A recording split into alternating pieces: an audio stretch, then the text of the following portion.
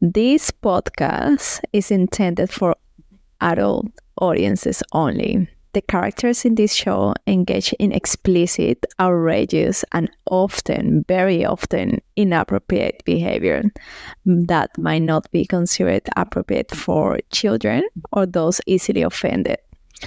Listener discretion is advised. For specific content warnings, please refer to the episode description.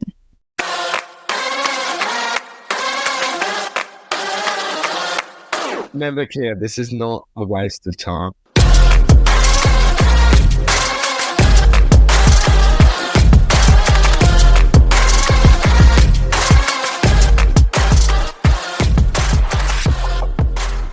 Welcome to Tailcraft, episode 5. Our intrepid players have just made off with the magical G-Wagon. Let's check back in with our fearless warriors. G'day guys, I'm Ben and I play Grizzly von Smoothcoat. I thought I would kind of clarify some details about the jacks that he carries. So there's Michelle, who's the female, Blazer and Laser, and Blade. Okay, that's the 4. Blade is the runt of the pack. Blazer and Laser are both twins, so roughly around 5 years old. And Michelle's actually the oldest, and she's also older than Grizz in dog years. Wait. How much older is she? You tell me. How old is Grizz? Not old. Because aren't you guys all from the same litter? Yeah, we're from the same litter, but she's older than him in dog years. Is he like 7? Like, does he... You think you're like... Look, I didn't look into the details. I just wanted to make that known. Clearly. Hi, I'm Wombella, and a fun fact about me is that I used to have a piercing in one of my nipples, but some special creature had the pleasure of taking it off of me. Oh, I need to say that again. I will do it again. Please do, because I did not understand. All right. Hi, my name is Wombella, and a fun fact about me is that I used to have a piercing in one of my nipples, but some special creature had the pleasure of taking it off me. A special creature had the pleasure of taking it off you? Is that what? Yes. Like a special creature. All right. Hi guys, I'm Maddie. I play Viola. Viola has a fresh nipple piercing.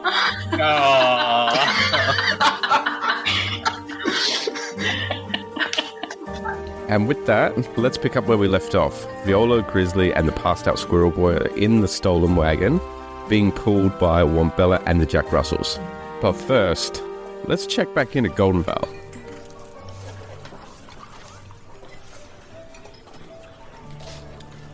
Welcome back to the Boar's Head.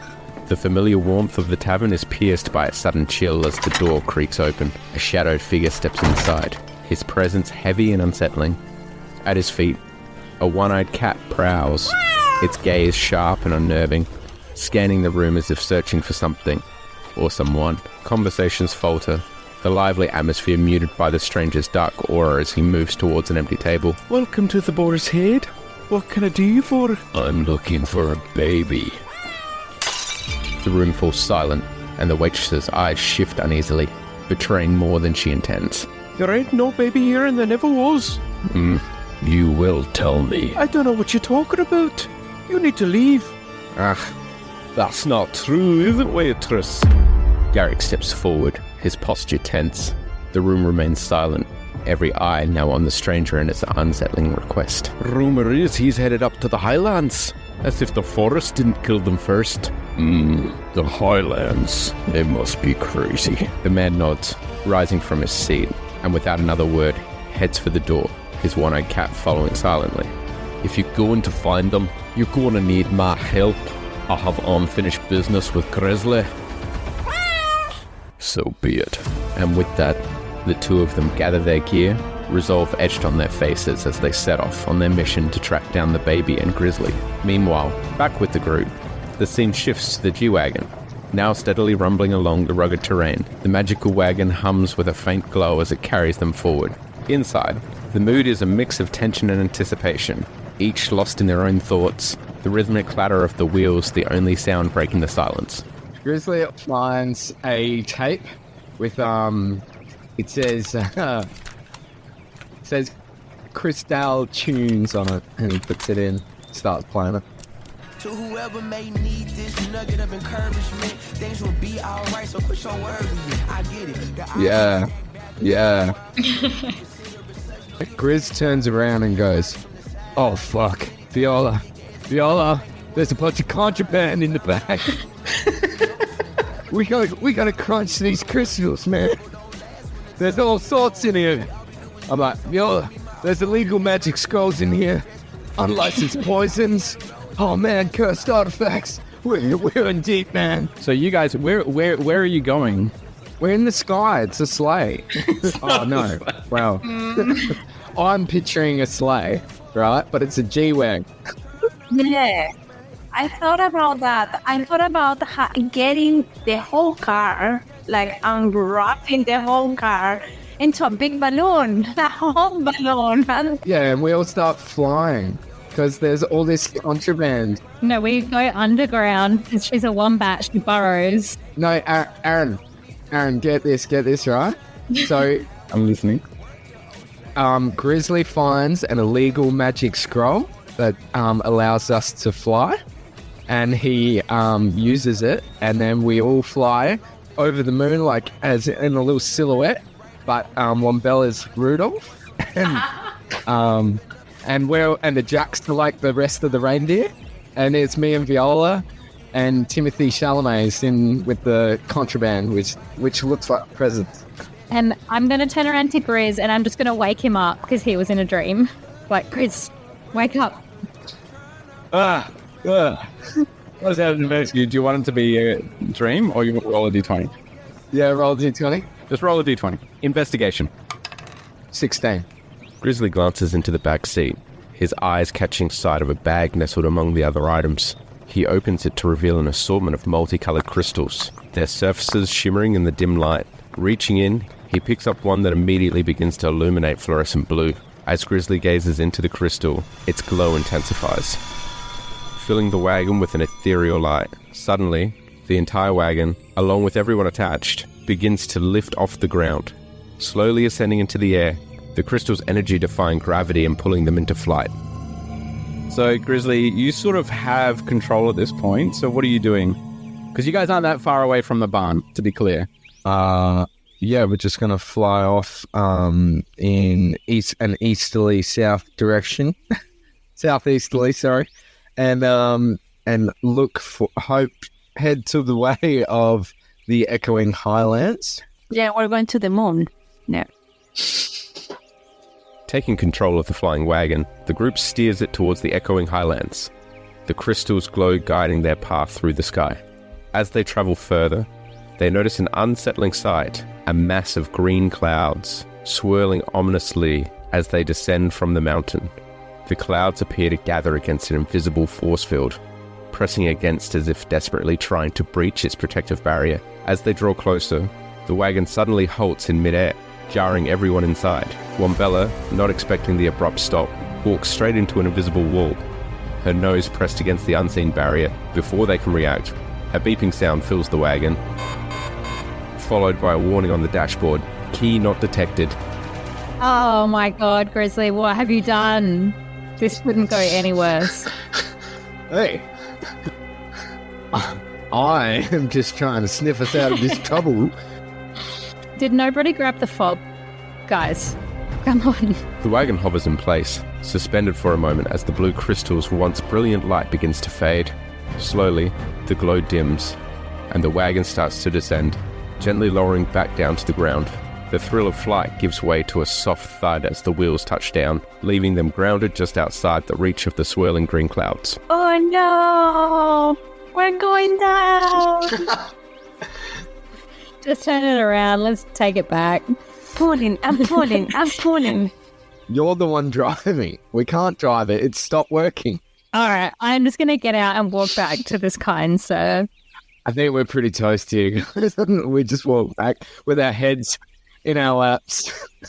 And then we're giving the car back to him. All right, come on, guys. I was going to suggest throwing a crystal at the guy's head as we drove off, but I'm glad we didn't do that now. Grizzly pantses some of this contraband, does it? I'm getting really tired because I'm getting really tired because I'm having the Squirrel Boy with me all the time. I'm the one carrying the Squirrel Boy, and I'm getting really tired. So I need to have like a scooter or something to put him in because I'm not a trolley from the supermarket.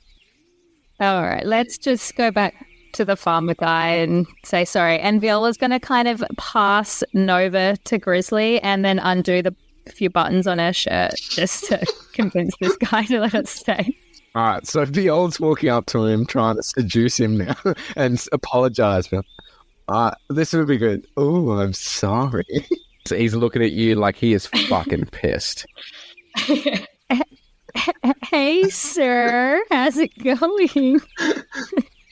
That was still a joke.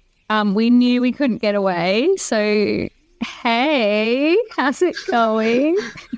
Can we stay for the night? You think you can just ride off in my G-Wagon and I'm just going to be cool with that? Grizzly goes, yes, thank you, kind sir, and pushes him aside and walks into the barn. Thanks for your hospitality. All right, now we're in the barn. You should close the door behind you. Yeah. Oh, by the way, and throw him the fob to the G-Wagon. I go, your G-Wagon's up there on that hill. All right, so Grizzly, you're the first in the barn. That's it? Yeah, whilst Viola's talking to him.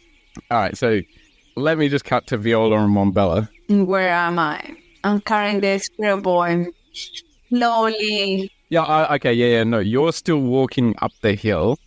Viola, you're in front of the guy, and Grizzly's just shoved past him like a dick. But so, is this your place, or...? So Viola and the guy is just like, oh, man, you guys got zero Chile. And Grizz goes, oh, shit, Wombella's from Chile.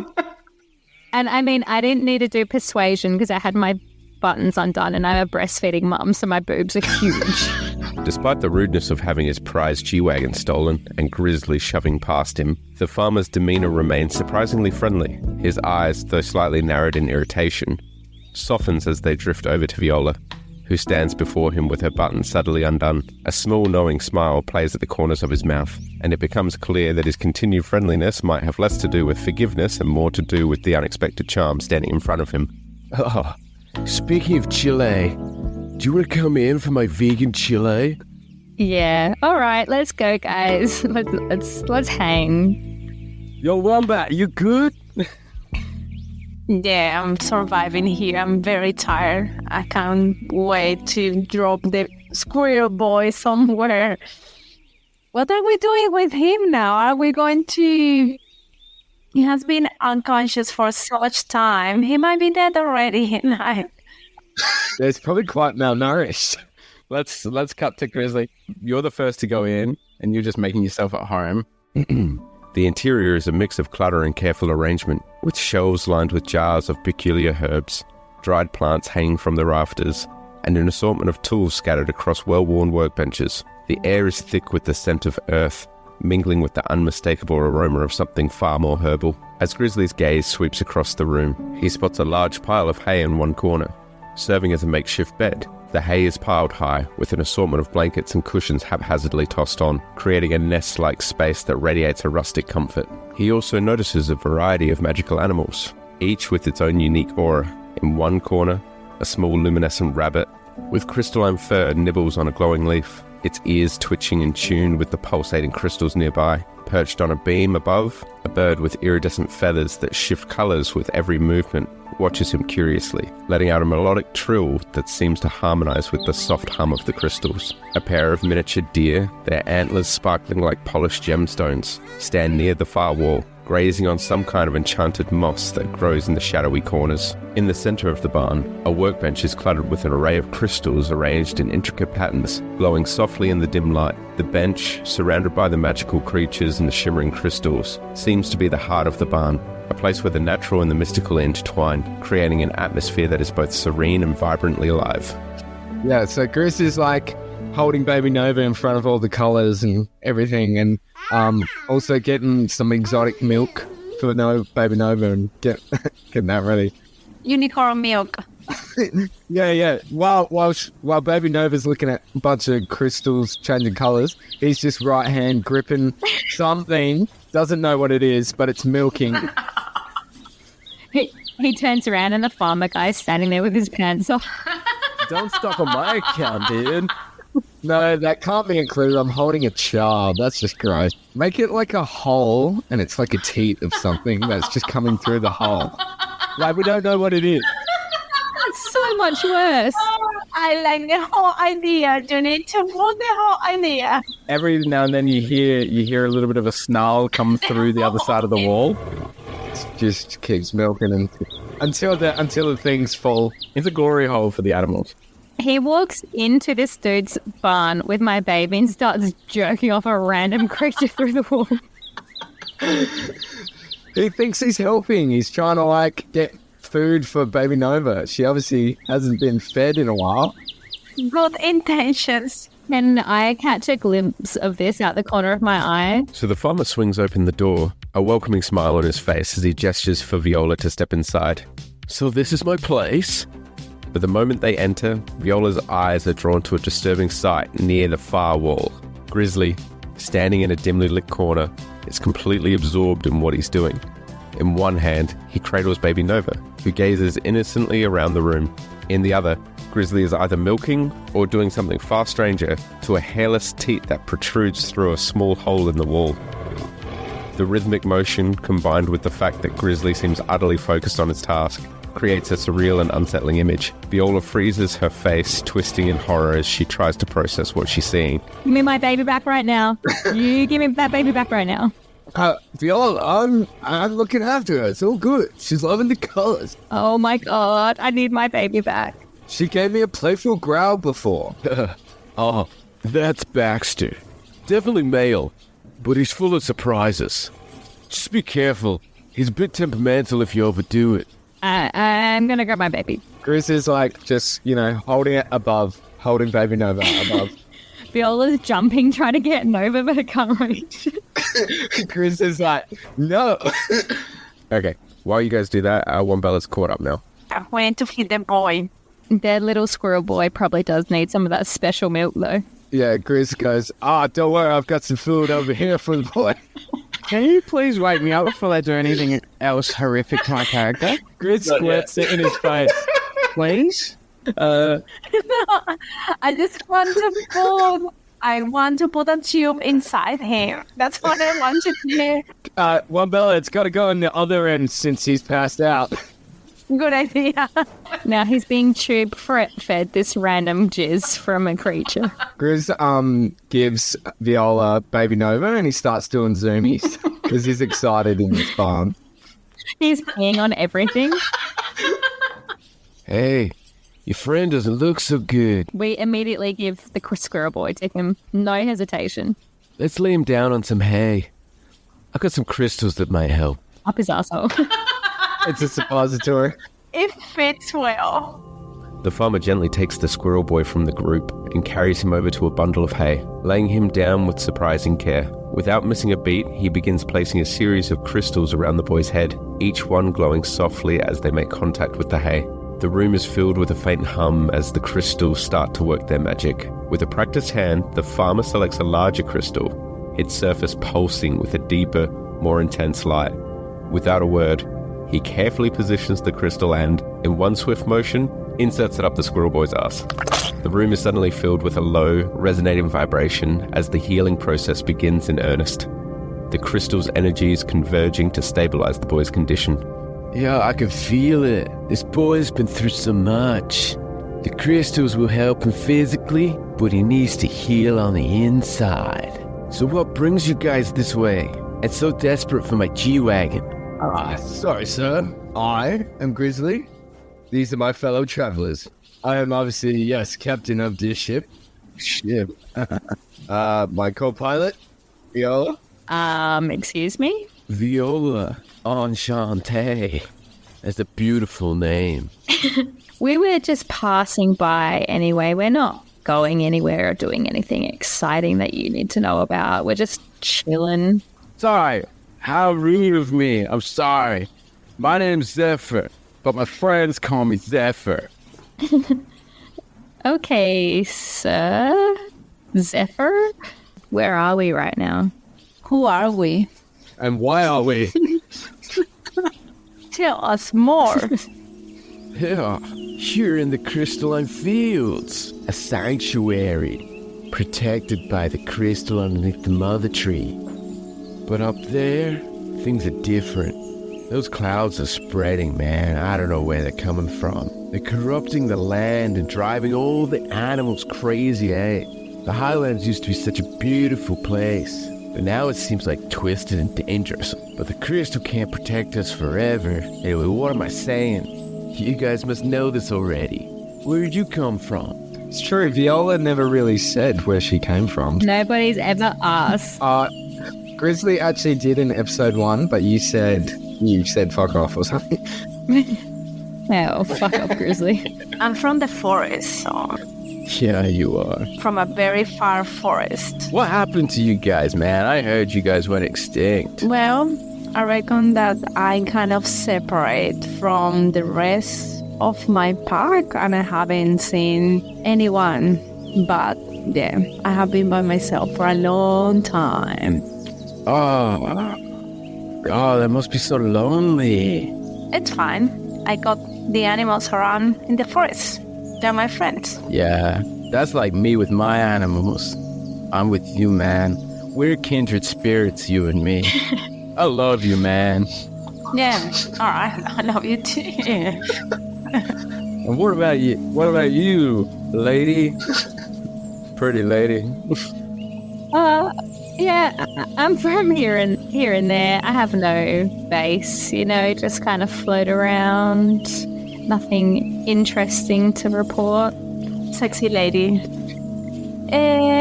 Sexy lady. The Echoing Highlands. What do you know about that? It's true, we don't know much about the Echoing Highlands yet. We're heading there.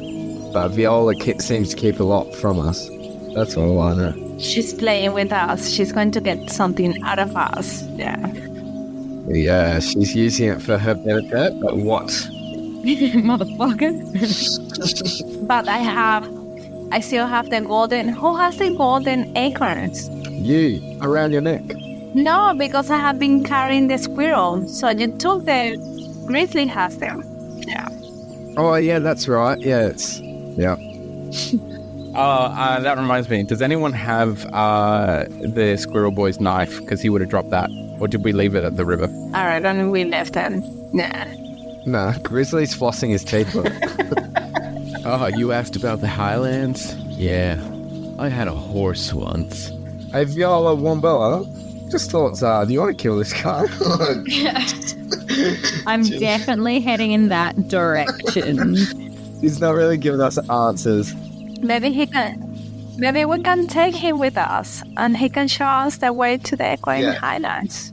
Yeah, and perhaps we leave the Squirrel Boy to look after the farm. Anyway, I named her Starfall. She was more than just a companion. She was like family. One day, I took her up into the slopes of the Echoing Highlands, thinking we could gather some rare herbs. But the clouds spread. It rolled in faster than I expected, and before I knew it, we were surrounded. I tried to lead Starfall back down, but the clouds, they got her first. She started acting strange. Her eyes went wild. And she reared up, kicking at the shadows that weren't there. I could see the fear in her, but I couldn't do anything. The clouds corrupted her. She bolted into the fog. I haven't seen her since. It's the last time I ever went up there. It's a reminder not to go to the Highlands. Totally, man, totally. But if we were to go there... Are you serious? Did you hear the Starfall story? If you were to go there, you'd have to have crystal to protect you. They don't exist. Only the one out there by the tree exists. But that one's protecting the farm. Anyway, it's getting late. Time to hit the hay. Grizz lays down in the kennel outside, but he's like too big for it, so he's like half in, half out, and falls asleep. Grizzly's just like whilst he's sleeping, and he's doing a leg kick. Would somebody shut that dog up? The morning light gently filters through the trees, casting a warm golden hue across the landscape. A rooster crows in the distance, its call echoing through the stillness of the early dawn. As the first rays of sunlight touch the barn, the walls come alive with shimmering reflections.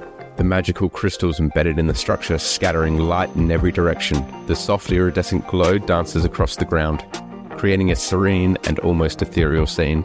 A peaceful, beautiful moment to wake up to. So we can get some eggs. Cook the eggs. Yeah, I have my eggs like raw, like Rocky. Rocky Balboa. And then we have some pigs there, so we can do some bacon. Slice bacon. We have bacon, egg. Viola, how do you like your eggs? Fertilized.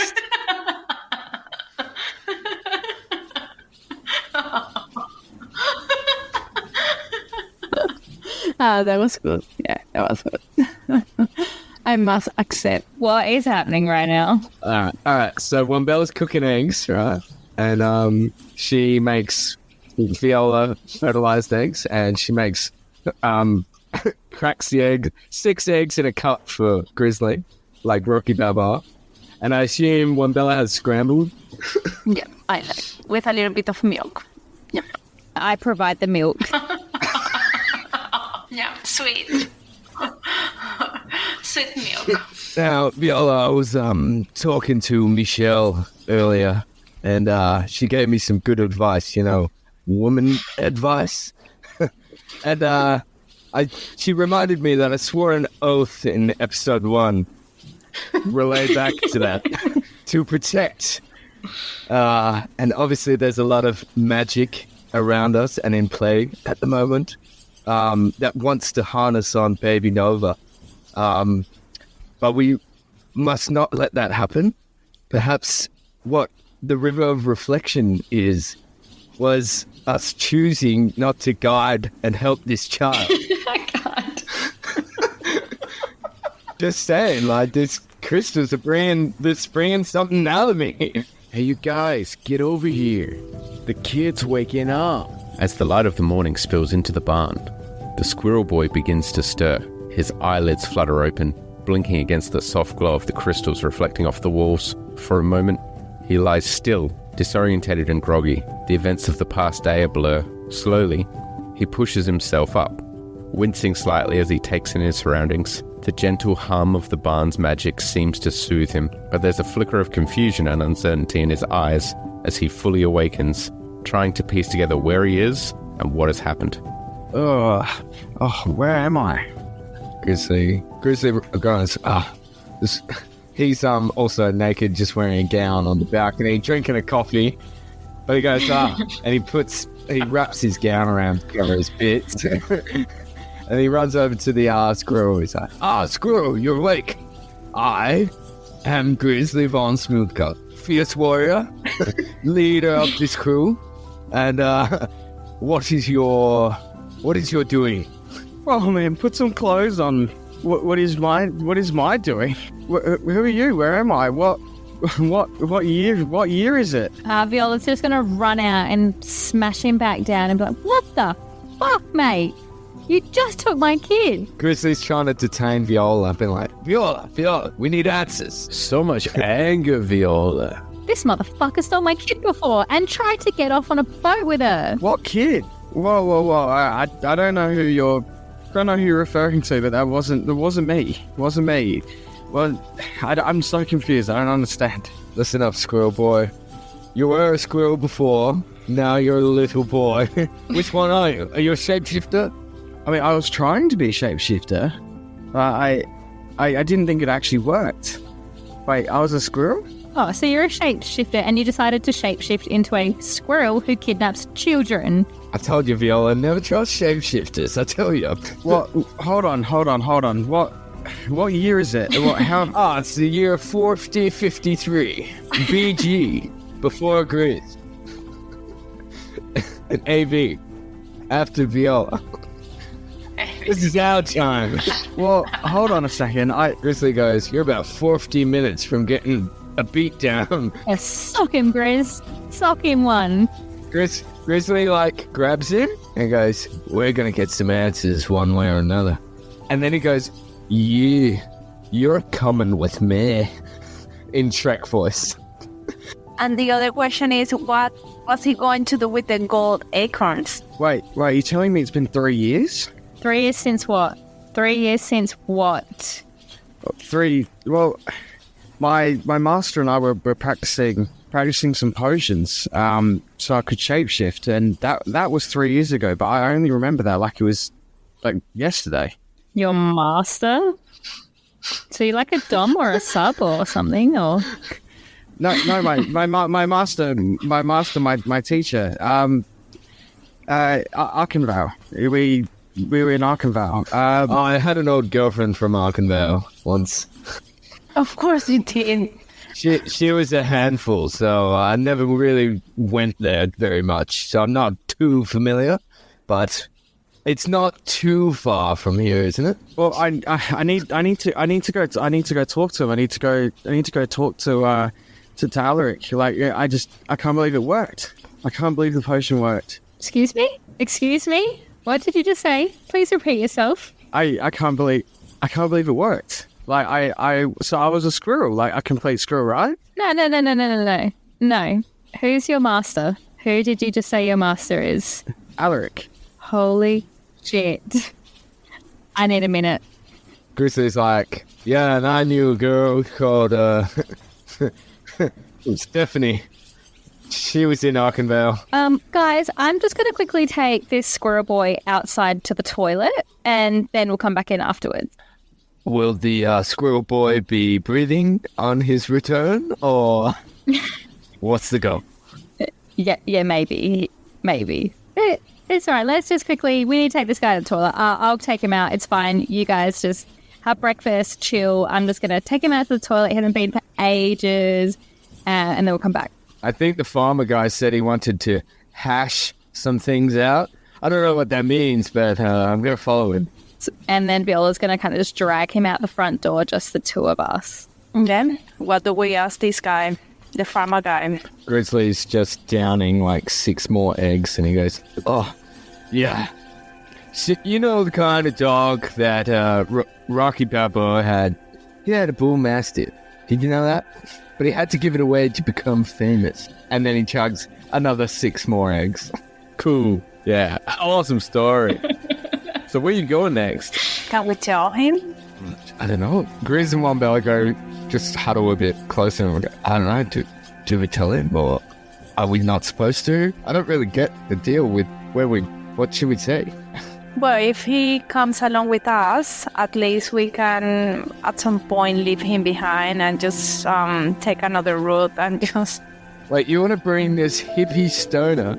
As Grizzly and Wombella huddle together in the barn, debating whether they can trust the farmer, something catches their eye. The dim light filtering through the barn reveals a subtle yet striking transformation. The Jack Russells, once just scrappy little dogs, now seem to be taking on a pearlescent shimmer, their coats reflecting the light in soft, iridescent hues. At the same time, Grizzly notices that the tips of Wombella's fur are turning a pale, almost golden blonde.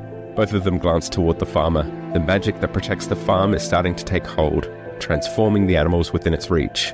The realization dawns on them that this is not just a sanctuary, it's a place of change, one that could affect them more deeply than they anticipated. The question of trust fades as they grasp the deeper power at play in the crystalline field. Wombella, what'd you put in this drinks of ours?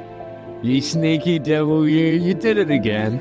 No, I didn't put anything. I reckon that is something around the energy of this environment. There's something going on, I don't know, behind the surface. The crystals change all animals within its aura. It's the magic of this place at work.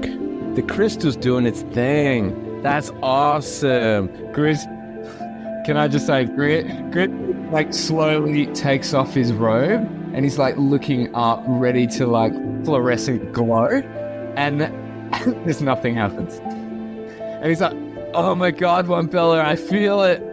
I feel it. And then he just gets a huge boner.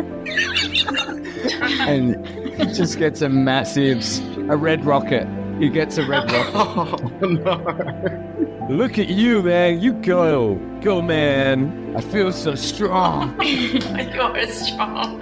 How strong are you? The farmer guy gets naked as well, and he stands like this, and he's like... As Grizzly stands naked in the warm beam of sunlight, the beauty of the scene overwhelms him, filling him with a rare moment of peace. Suddenly, Zephyr, feeling the connection to nature and the moment, disrobes as well. Without a word, he steps behind Grizzly, wrapping him in a cooling embrace, the two of them standing together like a scene from Brokeback Mountain. The contrast between the warmth of the sun and the coolness of Zephyr's touch creates a strangely comforting and intimate moment in the midst of their journey. You can kiss each other if you like so much. I know, like, go on. And they wank each other off. All right. With that, I'm cutting to Viola and Squirrel Boy. All right. I reckon these two should take off their headsets and then we should have a private conversation. Yeah. All right. So Viola's still dragging Squirrel Boy outside and I'm going to kind of just throw him on the floor as we go outside. Like, you said Alaric. What do you mean and how do you know him and how is he your master? Well, I mean, I don't know. It happened a long time ago. Alaric just kind of, he's a bit of a father figure for me. He took me in. We've sort of just been working together, you know, making potions. I don't know what you want from me. Do you know where he came from? Where he came? No. All I know is that I met him in Arkenvale. I was in a bad place and yeah, he sort of took me in and just, yeah, fed me and super nice to me. And yeah, I just helped him with his work.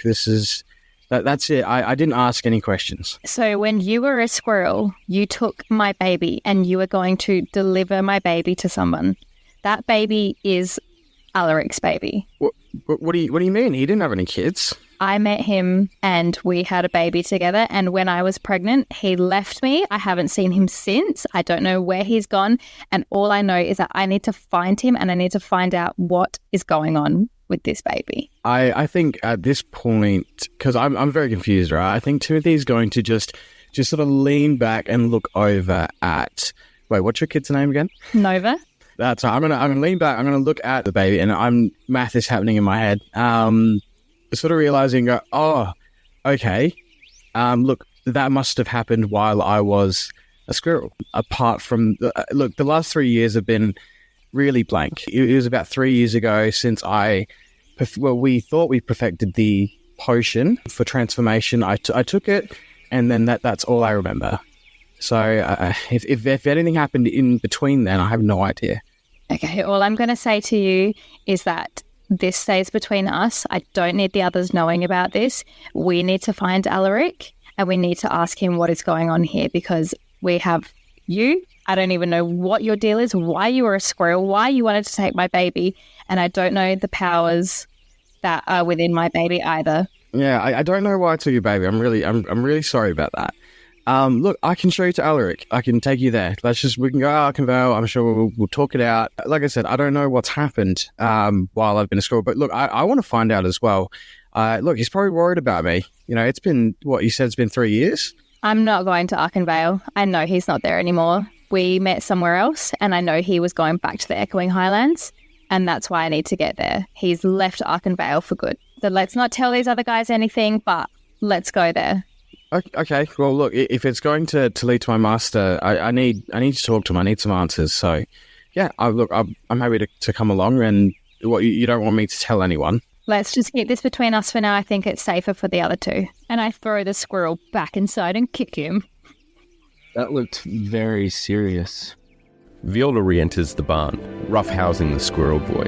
As her eyes adjust to the dim light, she is once again confronted with an unexpected sight. There, standing in the middle of the barn, Grizzly is naked, fully erect, basking in a beam of sunlight that filters through a crack in the roof. Behind him, equally naked, is Zephyr, the farmer, gently cradling Grizzly in an embrace. The scene is as bizarre as it is surreal, leaving Viola momentarily speechless as she tries to make sense of what she's witnessing again. I'm going to look at Viola and go, wait, you're with these guys? I just pull the cover over Nova's eyes to make sure she can't see this shit. And he goes, Viola, Squirrel Man, I feel these powers. Look at us. I don't want to look at you. I don't want to look at.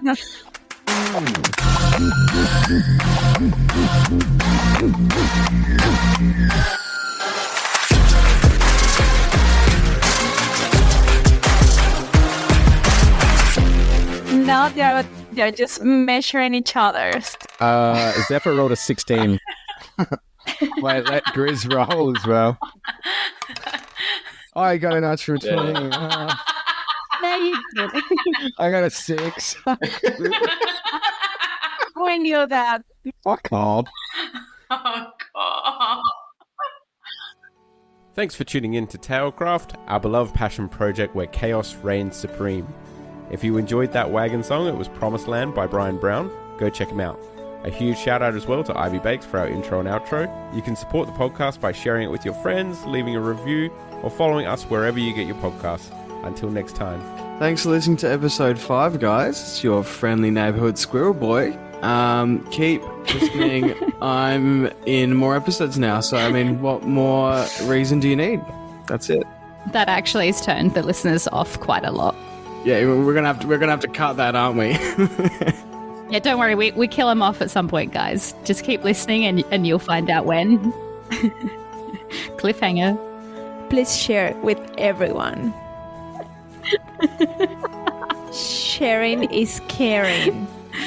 Episode 6 won't be out until the 10th of December, which is 3 weeks away. We find that we've figured out that 3 weeks is probably our sweet spot for recording times and editing. But with your support, we could potentially,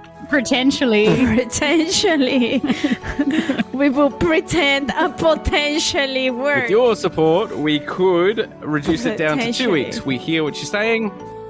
Potentially. All right. Thank you for listening to episode 5 from your best wombat friend ever. If you need any sort of assistance, just reach out to us. We're here to help you as well. To make you happy. Yeah, thanks guys for your support so far. We're loving all of the messages, the reviews, all the followers. It's just been great to get your support. It gives us the motivation to keep going. So we love it. If you're kind of thinking, oh, nah, they won't see my message or review, so I'm not going to do it. Stop. We will. We want it. Give us 5 stars. He receives messages at any time of the day, including nighttime. He just left the phone on to receive all the messages. Yeah. He neglects his work, his family, everything for these messages. So please keep them coming. He needs them. He wakes up at 1 a.m. to go to the toilet, and then he just stares at the phone for half an hour. And It's funny because it's true. Potentially. Oh, God. He loves, the ones that you put in the shower, that thing that you put, like the transparent thing that you put in the shower.